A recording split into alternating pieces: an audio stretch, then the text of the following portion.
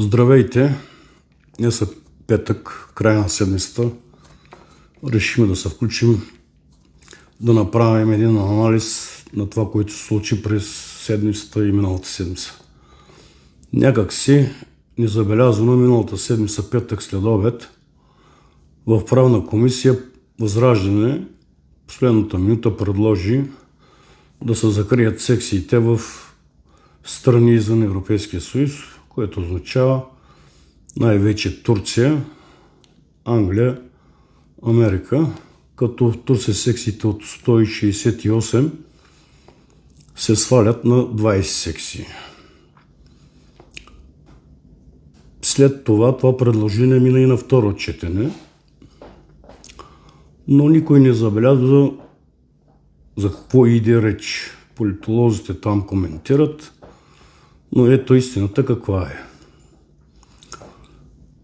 Истината е, че преди един месец в едно от моите интервюта при господин Дримджиев заявих, че Турция като държава е показала червен картон на Делян Пеевски и неговите кметове и феодали по места, и селническите организации, и най-вече нашите сънародници, които живеят по тези места. И се очакваше да получат един огромен юмрук от тези секции. Тоест хората бяха готови, не бяха, а и са готови да гласуват срещу модела Доган, Пеевски, Борисов, защото това е един модел изграждан 35 години от Доган, последствие продължен от Пеевски. В момента настроението сред нашите сънародници в Турция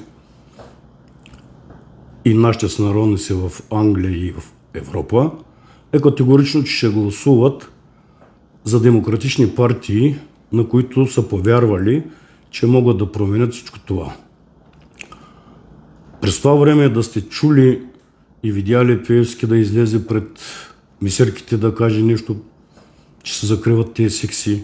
Само си представете, че ако това наистина ги засягаше, какъв вой щеше да има, какво реване щеше да има. Хамид го знаете, кой знае какви приказки щеше да каже, Данчо, Станиславчо, Байрамчо, няма ги, защото разбраха за какво иде реч. И се надявам да не допуснат демократичните партии, особено на тези избори, да бъдат съкратени тези секции, защото народа е готов да им покаже, че са нежелани. И затова трябва да се организираме, да не допуснем закриването на тези секции, защото тези секции ще подмогнат вота срещу Пеевски, срещу Доган и срещу Борисов. И днес видяхме, че Народното събрание не може да се събере. Надяваме се да не могат да се съберат, да не минат тези предложения. В момента страх тресе кочината. Общински кметове се чудят на къде да подхванат, селските кметове по същия начин. Те просто не знаят какво да правят и може би им остават последни 15 дни да се ориентират. Очакват някой да им подскаже на къде да хванат. Така че на тези избори, ако не се допуснат фалшификации на изборите, ДПС на Пеевски може да остане спокойно под чертата, защото ще има много антивод срещу тях от младите хора, които мислят и знаят какво трябва да се направи. Разбраха, че ние усилено работим на терен в съседна Турция с нашите сънародници, в Европа и в Англия. Имаме изградени вече над 300 доброволци, които работят по тези места. Така че ще видим какво ще се случи на изборите. През тази седмица се случиха и други интересни неща. В момента, в който Радев обяви, че слиза на терен, още следващия ден първият мафиот на държавата, който наложи този модел, Доган, обяви, че безрезервно подкрепа Радев. Това е един ясен сигнал, че дълбоката държава отново се активира. Дали Радев ще приеме подкрепа от Доган, ще видим следващите дни. Но след Доган излезнаха и едно сдружение създаде Доган, между другото, с 6-7 човека.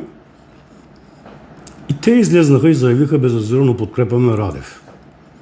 Виждате ли колко са жалки тези същества? Видяли ли сте програмата на Радев? Ако Радев утре ви подготви нов възродителен процес, значи вие пак ще го подкрепите безрезервно, така ли? Условно казано. Без да сте видяли програмата на един човек, без да знаете какво мисли за този етнически модел. Каква е тая бързина? Сакън да не останете вънка ли? Искате да хванете влака ли? Какво не мога да разбера? Няма да ви се случат нещата, разберете. Не мисля, че Радев не може толкова да мисли. Той много добре знае, че с вас няма да стигне до никъде. И затова ние следващата седмица ще разкрием нашата програма, всичко, което сме направили, да разберат хората. Между другото, виждате, че всеки ден изнасяме информация за това какво вършат феодалите по места. Миналата седмица се занимавахме с община Стамболово. Днес още ще изкараме покритителни неща за тях. За тях имаме материали, които да ги пускаме сигурно една година. Но другата седмица ще се насочим към още ДРБ, феодали, ОПГ Минерални бани на Чака, ОПГ Маджарово, ОПГ Черночина, ОПГ Джебел. Следващите седмици ще посетим Северна България, защото там също се извършват много издевателства. Обадиха ни се от общините Кубрат, Върбица, Велики Преслав и така нататък. Така че, приятели, няма какво да губите, не се плашете, излезте с имената си. Този модел вече свърши. Разберете, те ще избягат, те имат много да губят, много. Както ви казах и предишните си включения, защото виждате една обществена поръчка 5 милиона, 10 милиона, 20 милиона, 90 милиона. Това са пари, които са приготвени да скупуват отново изборите, само че надявам се този път да не могат да купят вашия глас. Пожелавам ви приятен уикенд. Нека в тези дни да помислим, да наберем смелост и кураж и следващата седмица да излезем по-силни на терен, да им покажем на тези, че така не може. Лек ден!